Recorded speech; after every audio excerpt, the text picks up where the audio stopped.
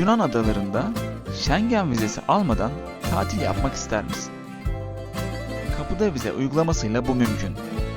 Kapıda vize, Yunanistan'ın bazı adalarına gitmek isteyen Türk vatandaşlarına feribotla girişte verilen kısa süreli turistik vizedir. Kapıda vize sadece giriş yaptığın ada için geçerlidir. Diğer adalara geçiş yasaktır. Vizenin kapsamı en fazla 8 gün 7 gecedir ve sadece feribotla geçişler için geçerlidir. Vize başvurusu feribot firmalarından veya yetkili ajantalardan yapılır.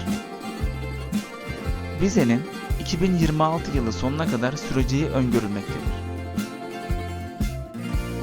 Vize ücretleri adalara göre değişiklik gösterip ortalama 75 Euro'dur. Peki siz hangi Yunan adasına gitmek istersiniz?